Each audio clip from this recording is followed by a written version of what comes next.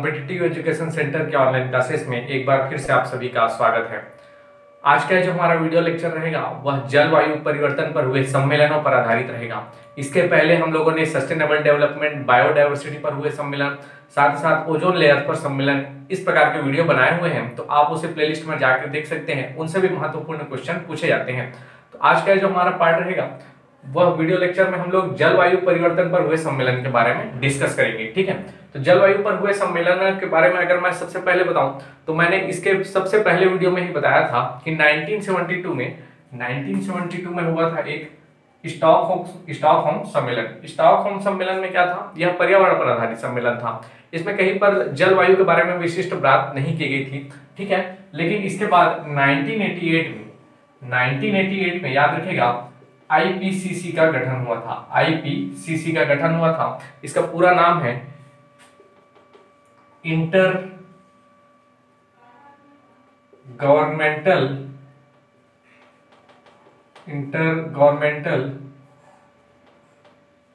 Panel on climate change. इसका full form याद रखिएगा आप, inter governmental panel on climate change. ठीक है, इसका फुल फॉर्म भी पूछा जा सकता है और इसकी स्थापना कब हुई थी यह भी पूछा जा सकता है। तो ये याद रखिएगा, सन 1988 में इसकी स्थापना हुई थी, inter governmental panel on climate change. ठीक है, अब इसका मुख्य कार्य क्या रहेगा, तो यह ग्रीन हाउस गैसें जो होती हैं, ग्रीन हाउस गैसों के उत्सर्जन और उत्सर्जन से होने वाले प्रभाव,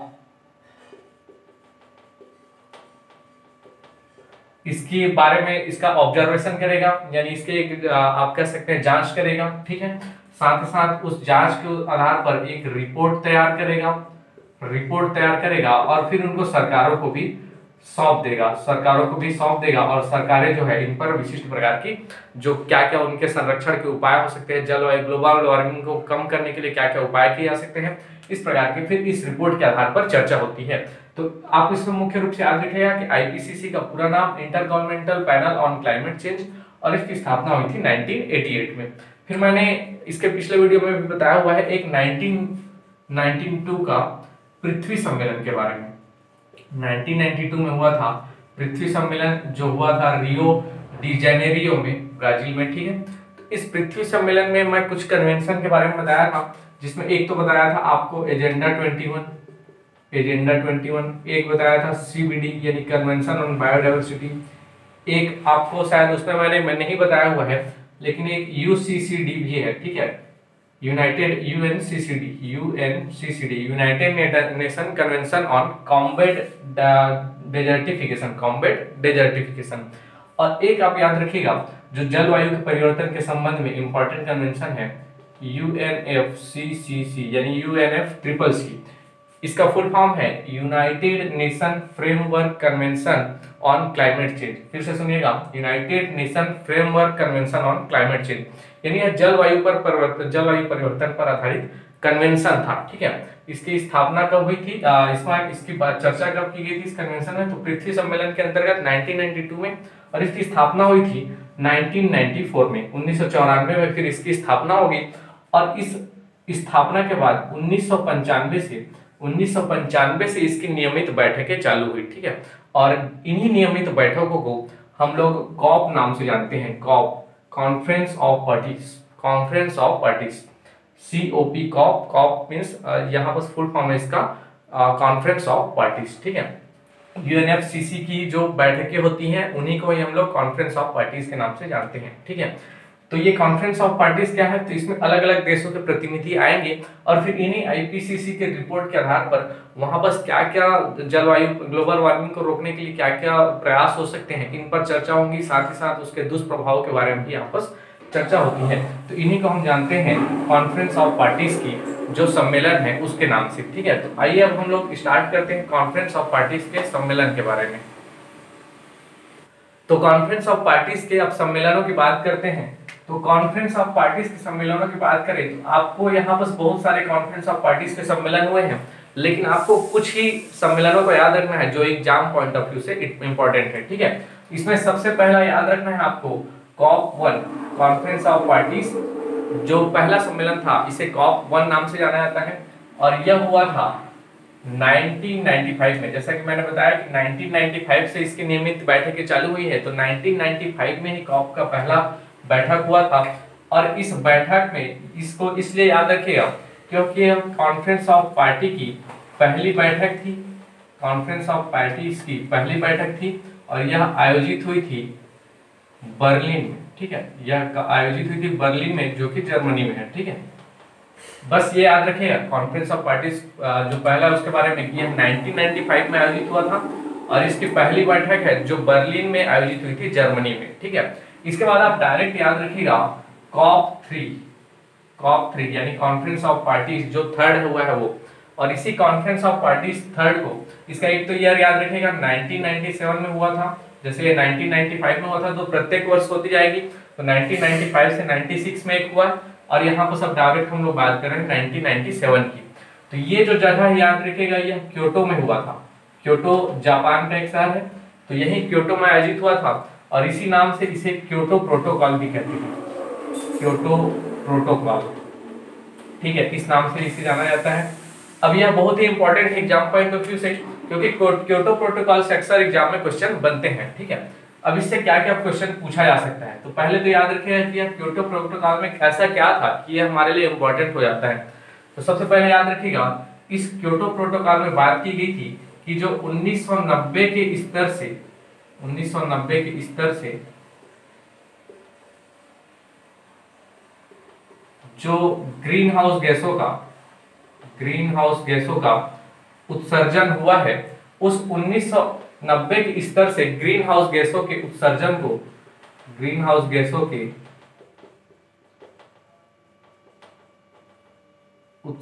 को अप्रोक्सीमेट 5.2% तक कम करने की बात की गई थी। ठीक है, कम करने की बात यहां पर की गई थी।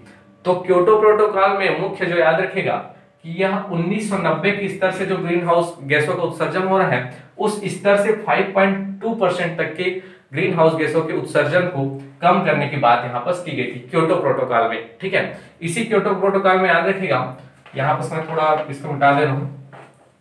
क्योटो प्रोटोकॉल में याद रखिएगा कि क्योटो प्रोटोकॉल में एनेक्स 1 कंट्री का कॉन्सेप्ट आया था और एनेक्स 1 कंट्री क्या होती है, इसमें सभी विकसित देशों को रखा गया था। और एक कॉन्सेप्ट था गैर एनेक्स कंट्री का, यानी नॉन एनेक्स कंट्री था, या आप उसे एनेक्स 2 कंट्री भी कह सकते हैं, लेकिन मेन आप यहाँ याद रखिएगा एनेक्स 1 कंट्री के बारे में। एनेक्स 1 कंट्री में विकसित देशों को रखा गया था और विकसित देशों को क्यों रखा गया था, क्योंकि यही मुख्य रूप से जिम्मेदार थे ग्लोबल वार्मिंग के लिए। ठीक है, ग्लोबल वार्मिंग के लिए जो मुख्य रूप से जिम्मेदार कंट्रीज थे उन्हें एनेक्स 1 में रखा गया था। ठीक है, अब क्योटो प्रोटोकॉल में प्रावधान क्या था, तो क्योटो प्रोटोकॉल में इन्हीं एनेक्स 1 कंट्रीज को ही, इसमें जो मुख्य प्रावधान था कि जो एनेक्स 1 की कंट्रीज हैं, एनेक्स 1 की, या हम कह सके विकसित देशों की,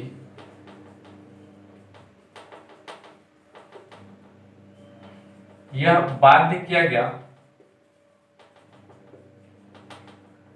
कि जो ग्रीन हाउस गैसों का उन लोगों का उत्सर्जन है उसे 1990 के स्तर तक, 1990 के स्तर से 5.2% तक कम करने की यहां पर चर्चा हुई। ठीक है, तो ये याद रखिएगा। लेकिन यहां पर विकासशील देशों को, जो विकासशील देश हैं, विकासशील देशों को इससे बाहर रखा गया। ठीक है, विकासशील देशों को इससे बाहर रखा गया, ये बहुत इंपॉर्टेंट है, याद रखिएगा। यहाँ पर जो 5.2% तक मिनिमाइज करने की बात की गई थी वह केवल विकसित देशों के लिए था, यानी एनेक्स 1 की कंट्रीज के लिए था, लेकिन विकासशील देशों को इससे बाहर रखा गया था। वो चाहे तो अपने इच्छानुसार कर सकते हैं, उन्हें बाध्य नहीं किया गया था इस बात के लिए। ठीक है, अब क्योटो प्रोटोकॉल से रिलेटेड कुछ इंपॉर्टेंट टर्म्स भी पूछे जाते हैं जो यहाँ आपके सामने आए थे। जैसे पूछा जा सकता है कार्बन ट्रेडिंग के बारे में। कार्बन ट्रेडिंग क्या है, इस प्रकार से क्वेश्चन पूछा जा सकता है। एक टर्म इसमें आया था कार्बन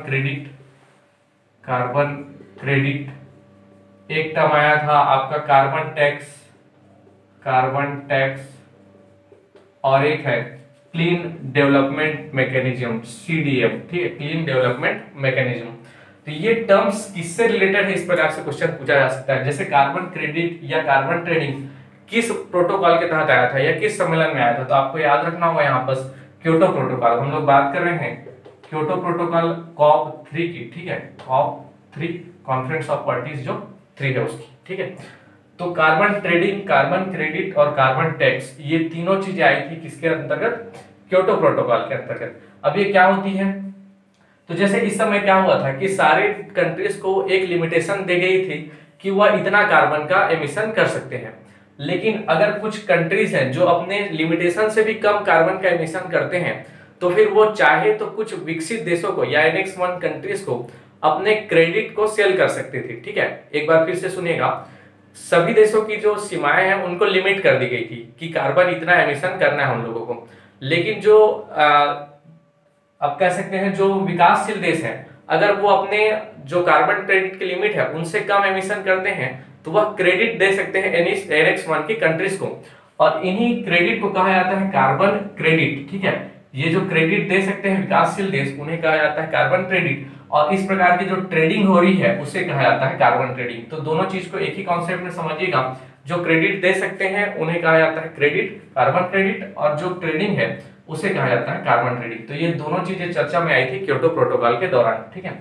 उसके बाद एक टर्म है कार्बन टैक्स। तो कार्बन टैक्स एक प्रकार का आप समझ सकते हो पॉल्यूशन पर रिलेटेड टैक्स है, और पॉल्यूशन पर रिलेटेड टैक्स में इस पर यहाँ पर जो ऊर्जा स्रोत है जो कार्बन का एमिशन करते हैं उन पर लगाया जाने वाला कार्बन टैक्स है, ठीक है, इसी को कहा जाता है कार्बन टैक्स। और यहाँ से क्वेश्चन पूछा गया है कि कार्बन टैक्स सबसे पहले किस कंट्री ने लगाया था, तो आप इसमें याद रखिएगा कार्बन टैक्स सबसे पहले लगाने वाला कंट्री है न्यूजीलैंड, और न्यूजीलैंड द्वारा 2005 में इसे लगाया गया था, ठीक है। तो न्यूजीलैंड द्वारा सबसे पहले कार्बन टैक्स लगाया गया 2005 में। एक प्रकार से आप कह सकते हैं ये पॉल्यूशन पर टैक्स है, ठीक है। एक यहाँ पर है क्लीन डेवलपमेंट मैकेनिज्म, ठीक है। अब ये क्या होता है, तो क्लीन डेवलपमेंट मैकेनिज्म विकसित देशों द्वारा विकासशील देशों पर लगाए जाने वाला एक प्रकार से आप स्वच्छ मिशन का युक्ति है, ठीक है। इसे हिंदी में कहेंगे स्वच्छ मिशन युक्ति, ठीक है। एक प्रकार का आप प्रोजेक्ट समझ सकते हैं स्वच्छ मिशन युक्ति, क्लीन डेवलपमेंट मैकेनिज्म। अब क्लीन डेवलपमेंट मैकेनिज्म क्या है, विकसित देश अगर चाहे तो विकसित देश विकासशील देशों पर एक स्वच्छ मिशन युक्ति लगाकर, यानी कोई प्रोजेक्ट लगाकर, जैसे सोलर प्रोजेक्ट हो गया या नॉन कन्वेंशनल एनर्जी पर कोई भी प्रोजेक्ट लाकर वहां से क्रेडिट प्राप्त कर सकते हैं, ठीक है, क्रेडिट ले सकते हैं जो विकसित देश है। तो इस प्रकार की जो सुविधा थी वह क्लीन डेवलपमेंट मैकेनिज्म कहलाई, और ये सारी चीजें जो मैं बता रहा हूँ वह क्योटो प्रोटोकॉल के अंतर्गत ही हो रहा था। अब इसके बाद नेक्स्ट हम लोग बात करते हैं अगले कॉप के बारे में। तो आप डायरेक्ट याद रखिएगा COP11 के बारे में, और जो COP11 है, COP11 यह आयोजित हुआ था 2005 में, और यह हुआ था मॉन्ट्रियल में। अब यहाँ बस आप मॉन्ट्रियल में कंफ्यूज मत होइएगा, एक बार मैंने पहले भी मॉन्ट्रियल प्रोटोकॉल बताया है, वह ओजोन परत जो क्षरण है उससे संबंधित था, लेकिन ये मॉन्ट्रियल अलग है। अब यहाँ पर हम UNFCCC यानी United nation framework convention on climate change, इसकी कॉप की बैठकों के बारे में बात कर रहे हैं। तो अब यह कॉप के अंतर्गत ये जो मॉन्ट्रियल शहर है इस पर आयोजित हो रहा है ये जलवायु पर आधारित जो सम्मेलन है, ठीक है। तो ये अलग है, ये जलवायु पर आधारित जो सम्मेलन है, वो जो मैंने बताया था वह ओजोन परत से रिलेटेड था, ठीक है। तो ये मॉन्ट्रियल प्रोटोकॉल के बारे में बात कर रहे हैं। अब इसमें क्या खास बात थी, तो क्योटो प्रोटोकॉल आ तो गया था 19 जो नियमित बैठकें हुई थी 1997 में आया था, फिर 1990 आप कह सकते हैं 1992 में जो आपका एक UNFCCC की स्थापना हो गई थी, फिर 1995 से कॉप की नियमित बैठकें चालू हो गई थी। लेकिन क्योटो प्रोटोकॉल आया था कब, इसके पहले अभी हम लोगों ने देखा आपके COP3 के तहत, ठीक है। लेकिन COP3 के तहत आया था, लेकिन अब यह यहाँ से स्टेलाइट होगा, यानी लागू कब होगा, तो क्योटो प्रोटोकॉल को लागू किया गया, ठीक है, लागू किया गया कब से, तो मॉन्ट्रियल सम्मेलन में, ठीक है। जो COP11 है यह हम कह सकते हैं 2005 से क्योटो प्रोटोकॉल लागू हुआ। तो इसलिए याद रखिएगा मॉन्ट्रियल सम्मेलन को, जो जलवायु परिवर्तन पर आधारित है, ठीक है। इसके बाद एक याद रखिएगा आप COP13, COP13 और COP13 हुआ था, आप यहाँ से फिर 2 साल आगे आ जाइए 2007 में, ठीक है। अच्छा, एक चीज और याद रखिएगा कि जो ये COP11 है, ठीक है, यहाँ पर जब क्योटो प्रोटोकॉल लागू हुआ तो फिर जो NX1 की कंट्रीज है उस पर एक अलग से वहां उन लोगों की अलग से मीटिंग होती थी, जिन्हें हम मिनिस्टर ऑफ पार्टीज के नाम से जानते हैं, मिनिस्टर ऑफ पार्टीज। और यह इस प्रकार का पहला सम्मेलन था, इसलिए COP11 को मिनिस्टर ऑफ पार्टीज 1 के नाम से भी जाना जाता है। कंफ्यूज मत होइएगा, यहाँ 11 है तो यहाँ पर 1 आएगा, अब 12 आएगा तो MOP की 12 सम्मेलन हो जाएगा। जैसे ये COP13 है तो इसे मिनिस्टर ऑफ पार्टीज की तीसरी सम्मेलन कहते हैं, ठीक है, क्योंकि यहाँ से चालू हुआ था जो NX1 की कंट्रीज है उन लोगों का अलग से एक मीटिंग होना, ठीक है। तो ये कहलाया जाता है। अब 2007 में जो हुआ था उसे आप याद रखिएगा बाली द्वीप एक्शन प्लान के नाम से, बाली द्वीप एक्शन प्लान के नाम से। ये जो बाली द्वीप एक्शन प्लान है यह आयोजित हुआ था बाली द्वीप में जो कि है इंडोनेशिया के बाली द्वीप में आयोजित हुआ था, ठीक है, ये याद रखिएगा। अब इसमें क्या था, जो बाली द्वीप एक्शन प्लान है इसमें क्या मुख्य विशेषता थी, तो इसमें बात की गई थी विकसित देशों द्वारा विकासशील देशों को तकनीकी सहायता देने की बात की गई।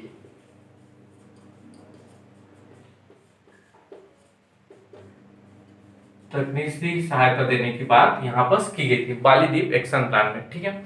अब इसके बाद आप याद रखिएगा डायरेक्ट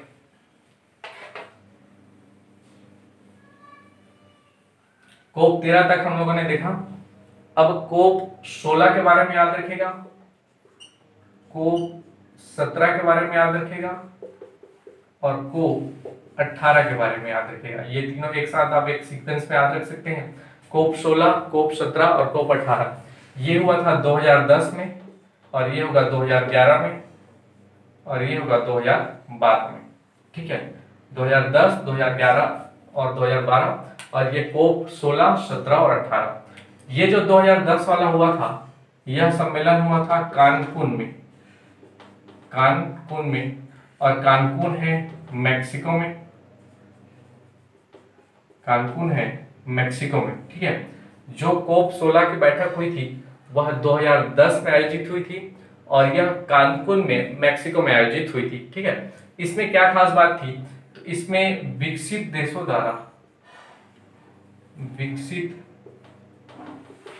द्वारा विकासशील देशों के लिए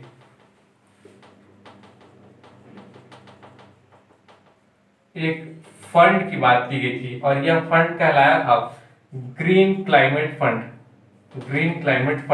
यह एक पर्यावरण संरक्षण से रिलेटेड एक फंड की बात की गई थी, विकसित देशों द्वारा विकासशील देशों के लिए एक फंड जिसे ग्रीन क्लाइमेट फंड कहा जाता है, ठीक है। तो यह कानकुन समझौते में इस पर सहमति बनी थी, केवल याद रखिएगा यह सहमति बनी थी, ठीक है। अब यह जो पूर्ण रूप से बनेगा जो ग्रीन क्लाइमेट फंड, यह जो नेक्स्ट सम्मेलन हो रहा है डरबन में, डरबन दक्षिण अफ्रीका में है, ठीक है। तो याद रखिएगा जो डरबन में जो इसका नेक्स्ट सम्मेलन हुआ 2011 का, तब इसमें ग्रीन क्लाइमेट फंड यहाँ पर बन पाई, ठीक है। यहाँ पर यह ग्रीन क्लाइमेट फंड अब बनी, ठीक है, याद रखिएगा। अब जो याद रखिएगा नेक्स्ट COP18 के बारे में जो हुआ था 2012 में और यह हुआ था आपके दोहा है कतर की कैपिटल, ठीक है। अब याद रखिएगा ये जो 2012 में हुआ, देखिए सबसे पहले जो ग्रीन हाउस गैसों को कम करने की बात की गई थी क्योटो प्रोटोकॉल में, तो क्योटो प्रोटोकॉल में उस समय लिमिटेशन रखी गई थी 2008 से 2012 तक। इस क्योटो प्रोटोकॉल के जो अचीवमेंट थे जैसे 5.2% तक उसको कम करने की जो बात की गई थी, तो इसके लिए जो टाइम ड्यूरेशन रखा गया था वह 2008 से लेकर 2012 में रखा गया था। लेकिन क्योटो प्रोटोकॉल को लागू ही किया गया कब, 2005 में। अभी मैंने बताया कि 2005 में इसे लागू किया गया, तो लागू ही लेट से हुआ, तो इस अचीवमेंट के लिए अब हमें थोड़ा ड्यूरेशन को बढ़ाने की जरूरत थी।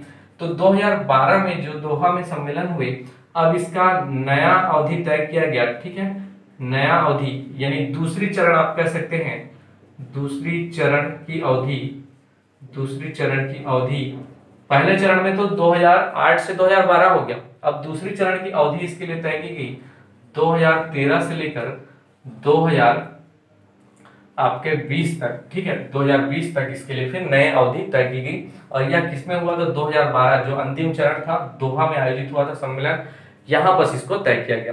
तो इतनी सारी चीजों के बारे में आप याद रखिएगा इस कोप के बारे में। फिर नेक्स्ट हम लोग आते हैं एक महत्वपूर्ण कोप जो है पेरिस समझौता।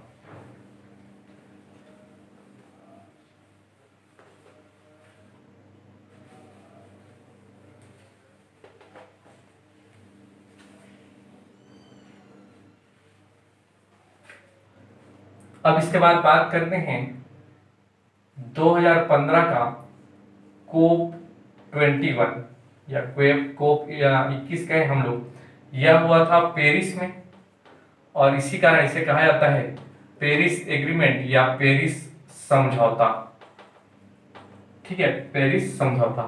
इसमें मुख्य क्या था? तो इसमें मुख्य शॉर्ट में समझिएगा कि यहाँ पर जो ग्लोबल वार्मिंग बढ़ रहा है उसको कम करने की बात यहाँ पर की गई थी, ठीक है। और इसके लिए क्या तय किया गया था कि जो हमारा ग्लोबल वार्मिंग जो बढ़ रहा है, तो ग्लोबल वार्मिंग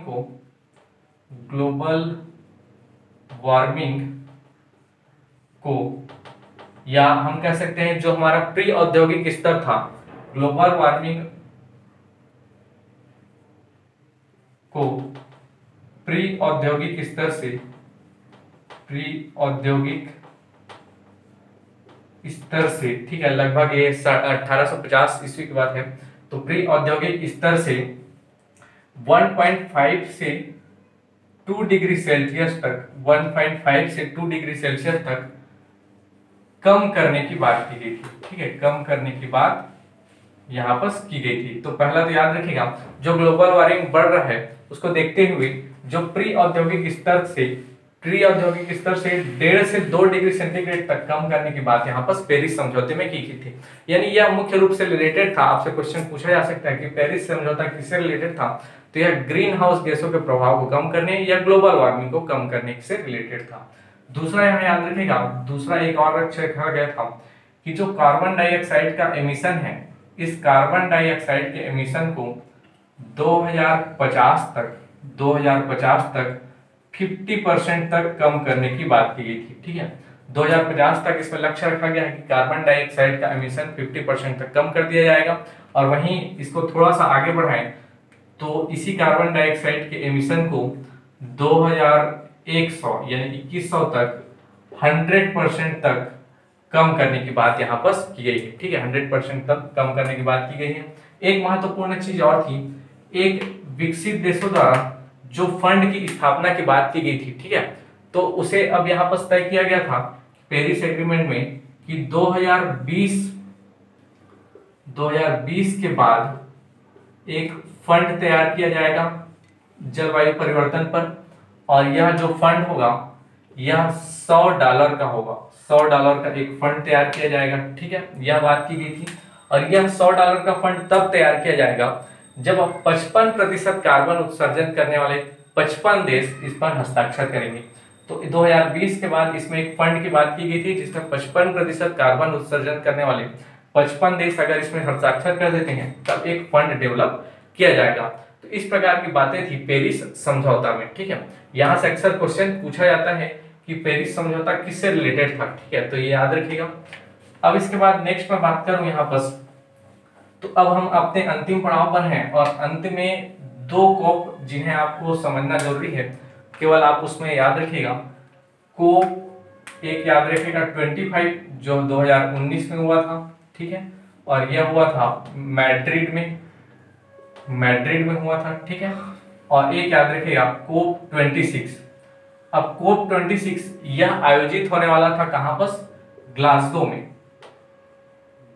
में यह आयोजित होने वाला था 2020 में, नवंबर 2020 में। आप मेरे को कमेंट करके बताइएगा कि यह ग्लासगो शहर कहाँ स्थित है, ठीक है, ग्लासगो शहर कहाँ स्थित है, और मैड्रिड के बारे में भी बताइएगा। मैड्रिड और ग्लासगो शहर कमेंट करके मेरे को बताइएगा कि कहाँ स्थित है। यह 2019 में हुआ था, चूंकि यह मैड्रिड वाला जो सम्मेलन है यह होने वाला था पहले ब्राजील में, फिर उसके बाद चिली में, लेकिन चिली में प्रोटेस्ट की वजह से फिर यह आयोजित किया गया मैड्रिड में। ठीक है, तो 2019 में हुआ मैड्रिड में। और यहाँ पर जो मुख्य चर्चा होनी थी वह पेरिस समझौते पर सहमति के लिए होने वाली थी, ये जो मैड्रिड वाला है। लेकिन यह पूर्ण रूप से असफल माना जाता है क्योंकि इस पर यहाँ पर सहमति नहीं बन पाई। और यह 2 दिसंबर से लेकर लगभग 15 दिसंबर तक यह जो चला था सम्मेलन, और यह अभी तक का सबसे लंबा कॉप सम्मेलन है जो कॉप 25 मैड्रिड में हुआ था। यह अभी तक का सबसे लंबा कॉप सम्मेलन है जो 2 दिसंबर से 15 दिसंबर तक चला था। ठीक है, वहीं बात करें ग्लासगो की, तो यह ग्लासगो तो होने वाला था नवंबर 2020 में, यानी आने वाले 2 महीने में। ठीक है, तो आने वाले 2 महीने में होने वाला था, लेकिन कोविड-19 के चलते अब इसको पोस्टपोन कर दिया गया है। ठीक है, जो 2020 के लिए था अब उसे 2021 के लिए कर दिया गया है। तो इतनी सारी चीजें आपको याद रखनी थी। इस मैड्रिड में जो पेरिस समझौता पर सहमति हुई थी, अब ये जो पेरिस समझौता है इससे आप लोगों ने न्यूज में सुना होगा कि अमेरिका इससे बाहर चले गया। अमेरिका जो इतने मात्रा में ग्रीन हाउस गैसों का उत्सर्जन करने वाला देश है, उसका यहाँ से बाहर चले जाना बहुत ही खतरनाक हमारे लिए सिचुएशन है, एक प्रकार से कह सकते हैं, क्योंकि वह ऐसी कंट्री है जो बहुत ज्यादा ग्रीन हाउस गैसों का उत्सर्जन भी कर रही है। अब उसके बाहर जाने के भी कई कारण हो सकते हैं, उसका एक पॉलिटिकल रीजन अलग है, साथ ही साथ वह अपने प्रोग्रेस को, यानी जो उसके इंडस्ट्रियल प्रोग्रेस है उस पर अंकुश नहीं लगाना चाहता अमेरिका, इस कारण से भी वह बाहर गया है। साथ ही साथ उस पर अगर वह अंकुश लगाता है तो उस पर आर्थिक बोझ भी बढ़ सकता है। तो इन सब कारणों के वजह से एक बहुत बड़ी मात्रा में ग्रीन हाउस गैसों का प्रोड्यूसर उत्पादक देश, आप कह सकते हैं उत्सर्जक देश, तो वह इस पेरिस समझौते से बाहर चले गया। तो ये कुछ चीजें थी जो जलवायु परिवर्तन पर उनमें सम्मेलनों के बारे में हम लोगों ने बात की। अगर आप मुख्य रूप से इसमें जो क्वेश्चन आपको आने लायक है तो वह है क्योटो प्रोटोकॉल से एक क्वेश्चन पूछा जा सकता है। दूसरा आपकी संभावना है पेरिस समझौते से। ठीक है, पेरिस समझौते से। ठीक है, यहाँ से क्वेश्चन। और एक फर्स्ट में जो सम्मेलन हुआ था बर्लिन में, वो तो आपको याद रखना ही है। तो इन दोनों सम्मेलनों को भी अगर आप याद रख लेते हैं, बाकी स्टोरी आपको याद नहीं है क्योटो और पेरिस समझौते को, तो भी यहाँ से आपसे जो क्वेश्चन पूछे जाएंगे वह बन जाएंगे। अब मेरे को आप यहाँ पर एक और चीज बताइएगा, मैंने आपको पोल क्रिएट किया था टेलीग्राम चैनल पे कि जो पर्यावरण पर आधारित जो भी सम्मेलन हुए हैं उस पर एक एमसीक्यू लाना चाहिए या नहीं, तो उसको यहाँ पर भी कमेंट करके बताइएगा जो लोग टेलीग्राम में चैनल में नहीं है, कि क्या मैं ये एमसीक्यू क्वेश्चन लाऊंगा। तो आप उसे देखेंगे तो उस पर कमेंट करके बताइएगा, तब मैं जरूर इसको लेकर आऊंगा। Thank you for watching.